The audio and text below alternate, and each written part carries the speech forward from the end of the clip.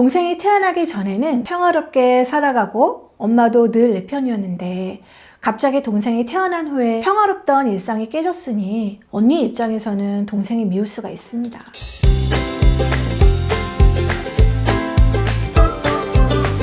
안녕하세요. 재현쌤의 요가쉼터 재현쌤입니다. 둘째 아이가 태어나면 부모는 형제끼리 오해 좋게 서로 의지하며 잘 지내기를 기대합니다. 하지만 기대와는 다르게 아이들이 자주 싸우고 다투는 모습을 보면 너무 속상하죠. 어디까지 개입해서 중재를 해야 하는지, 어떻게 가르쳐야 하는지 정말 혼란스럽습니다. 저도 제 위의 언니가 저랑 연년생이어서 어렸을 때 정말 많이 싸웠는데요. 원래 가장 친하면서 가장 많이 싸우는 존재가 자매라고 해요. 지금은 다행히 제일 친한 사이입니다. 사회에서는 협상과 여러 가지 규칙을 배우기 때문에 가정은 사회적 기술을 배우는 가장 좋은 학습의 장소가 될 수 있습니다. 특히 요즘에는 코로나로 친구들과의 대면 경험이 적어서 그런지 갈등 상황에 아이들이 유난히 취약하다고 해요. 서로 다툼이나 의견차, 갈등이 생겼을 때 원만하게 해결하는 방법을 익히지 못해서 유치원에서 아이들끼리의 다툼이 많아지는 것 같습니다. 형제 자매의 갈등이 생길 때 원만하게 잘 해결해 본 경험이 결국 유치원에 와서도 친구들끼리의 갈등을 잘 해결할 수 있게 됩니다. 오늘은 자주 싸우는 형제 자매 어떻게 가르쳐 줘야 하는지 그 방법에 대해서 이야기 나눠보겠습니다. 첫 번째, 재판관이 되지 마세요. 형제끼리 다툼이 일어나면 부모는 최대한 객관적인 입장에서 공평하게 말해주기 위해서 노력합니다. 그래서 때린 사람이 더 잘못했다, 말도 없이 형 물건을 가져간 사람이 더 잘못했다 하면서 잘잘못을 가려주는데요. 하지만 이렇게 판단하면서 심판해주는 역할은 하지 마세요. 다툼이 일어났을 때 아이들의 입장은 서로 자기 입장만 생각하며 굉장히 억울한 상황입니다.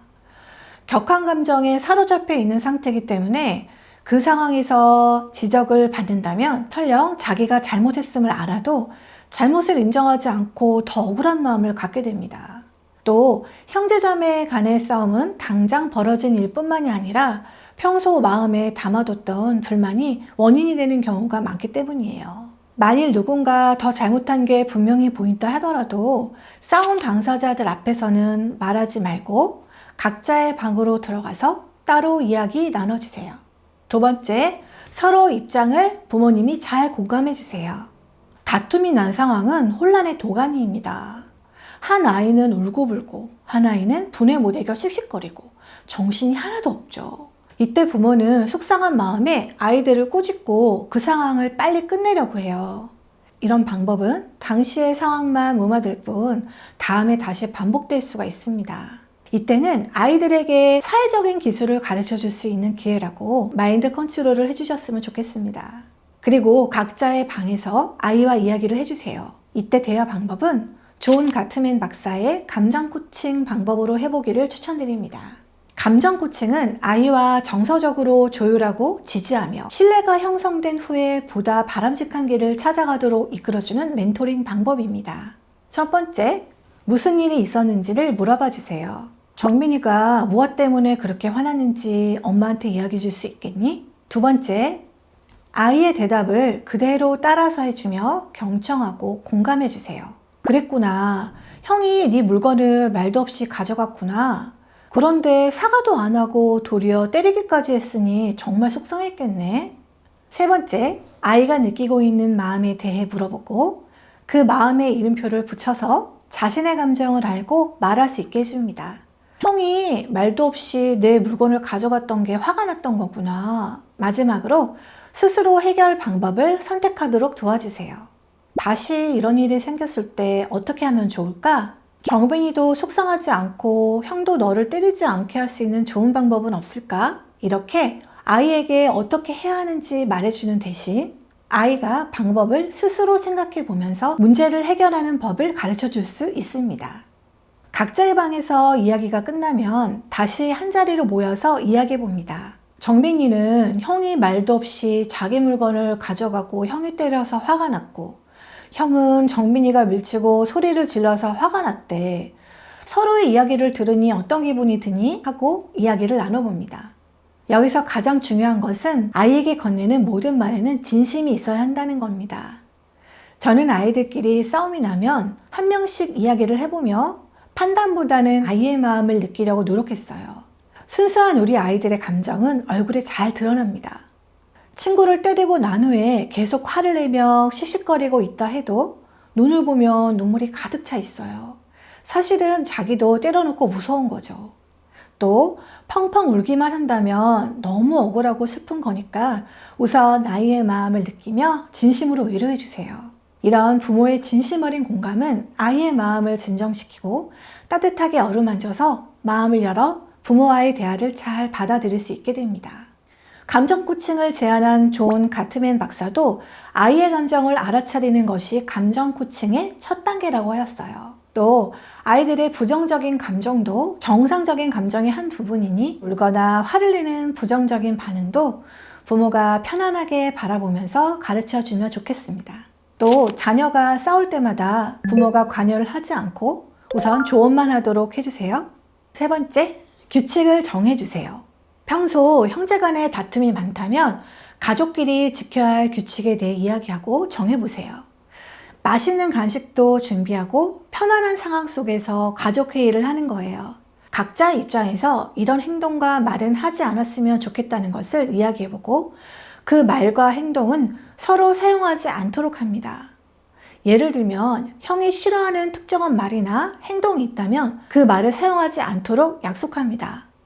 각자 싫어하는 말과 행동이 무엇이 있는지 이야기 나누어 보세요. 나는 동생이 좋아서 툭툭 치고 놀자고 한 건데 동생은 그런 표현이 싫을 수 있고 동생은 형과 같이 책을 읽고 싶어서 형 옆으로 왔지만 형은 혼자 책 읽는 것을 좋아해서 옆에 누군가가 오는 것이 싫을 수도 있습니다.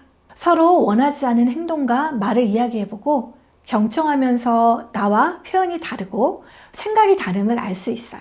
그리고 싫어하는 말과 행동 대신 사용할 수 있는 말도 같이 생각해보고 그림이나 글로 써서 잘 보이는 곳에 붙여주세요.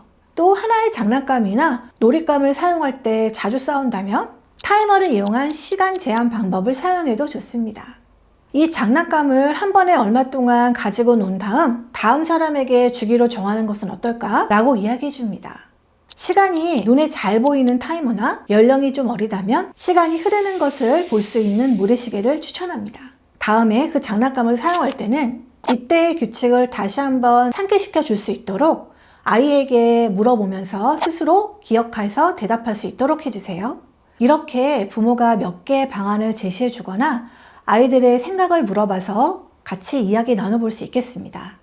이렇게 아이들 스스로 의논해서 자기가 정한 약속은 더 잘 지킬 수 있게 됩니다.